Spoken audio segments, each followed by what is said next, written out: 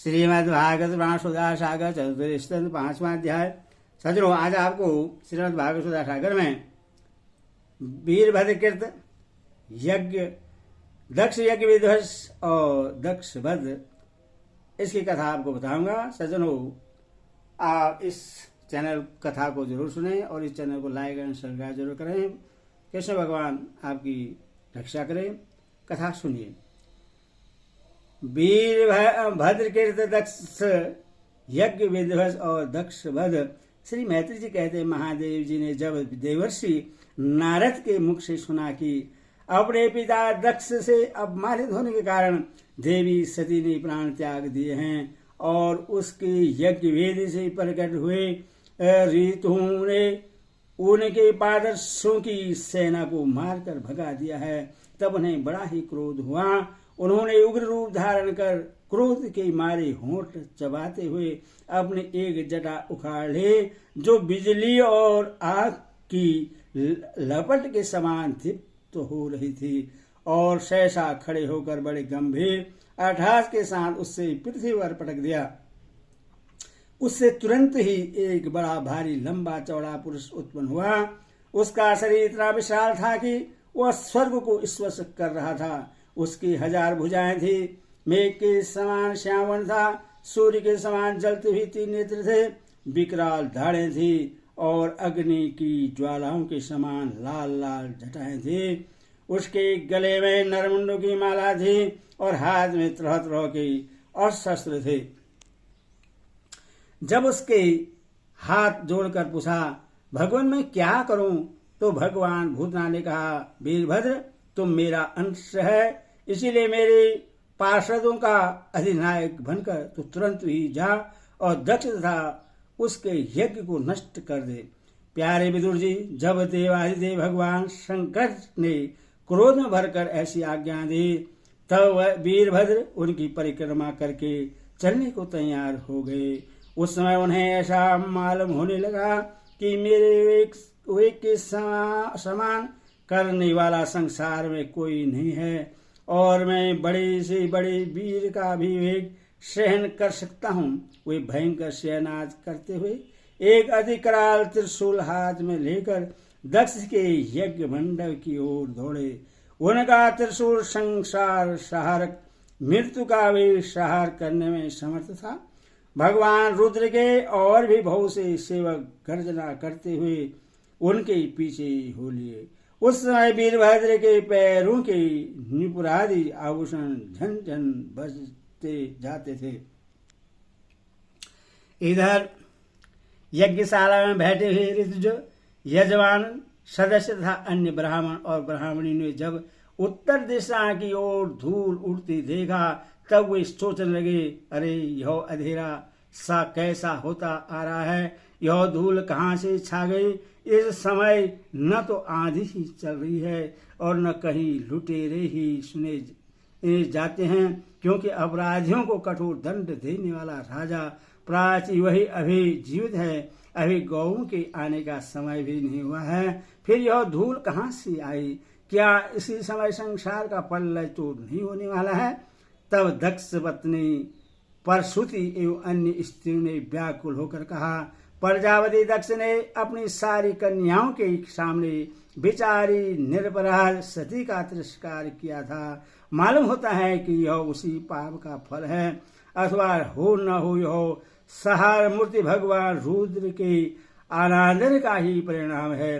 प्रलय काल उपस्थित होने पर जिस समय वे अपने जटा जुट को बिखेर कर तथा शस्त्रों से सुजित अपनी भुजाओं को ध्वजाओं की समान फैलाकर तांडव नृत्य करते हैं, उस समय उनके त्रिशूल के फलों से दिग्गज भिद जाते हैं और उनके मेघ गर्जन के समान भयंकर अट्टहास से दिशाएं विदीर्ण हो जाती हैं। उस समय उनका तेज ऐसा होता है, वे अपनी भौवें टेढ़ी करने के कारण बड़े दुर्धर्ष जान पड़ते हैं और उनका विकराल धाड़ों से तारागण अस्त व्यस्त हो जाते हैं। उन क्रोध से भरे हुए भगवान शंकर को बार बार कुपित करने वाला पुरुष साक्षात विधाता ही क्यों न हो, क्या कभी उसका कल्याण हो सकता है।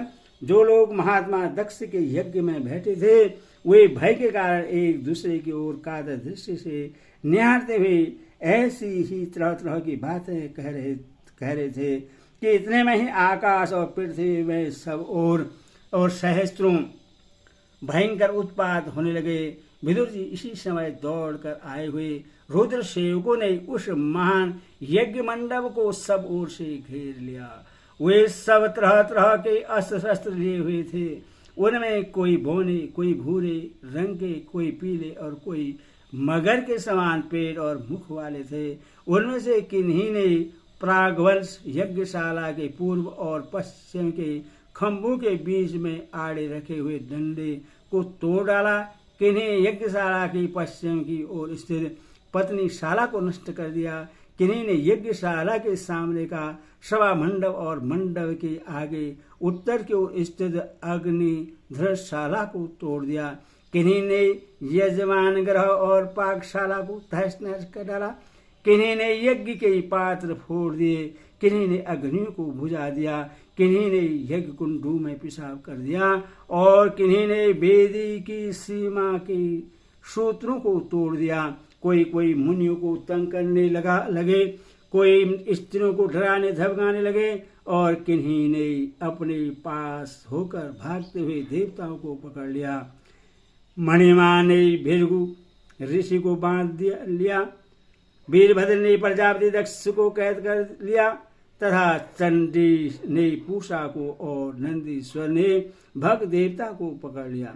भगवान शंकर के पादर्शों की यह भयंकर लीला देखकर तथा उनके कंकड़ पत्थरों की मार से बहुत तंग आकर वहां जितने ऋतुज सदस्य और देवता लोग थे सबके सब जहां तहां भाग गए।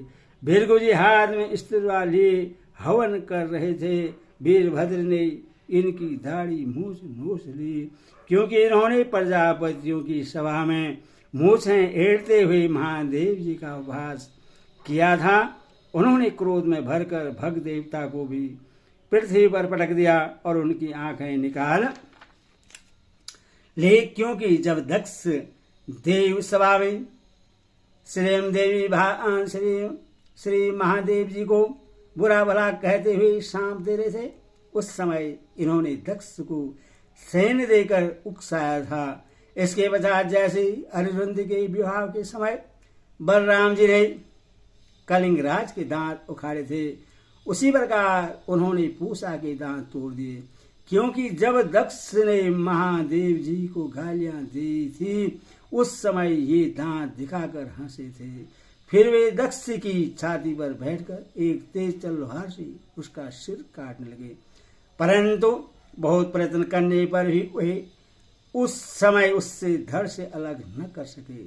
जब किसी प्रकार से अस्त्र शस्त्रों से दक्ष की त्वचा नहीं कटी तब वीरभद्र को बड़ा आश्चर्य हुआ और वे बहुत देर तक विचार करते रहे।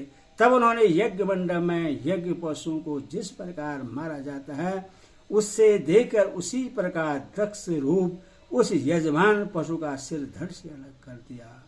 यह देखकर भूत प्रेत और पिशाचादि तो उनके इस कर्म की प्रशंसा करते हुए वाह वाह करने लगे और दक्ष के दल वालों में हाहाकार मच गया। वीरभद्र ने अत्यंत कुपित होकर दक्ष के सिर को यज्ञ की दक्षाग्नि में डाल दिया और उसे यज्ञशाला में आग लगाकर यज्ञ को विध्वंस करके वे कैलाश पर्वत को लौट गए। ओम नमः शिवाय। ओम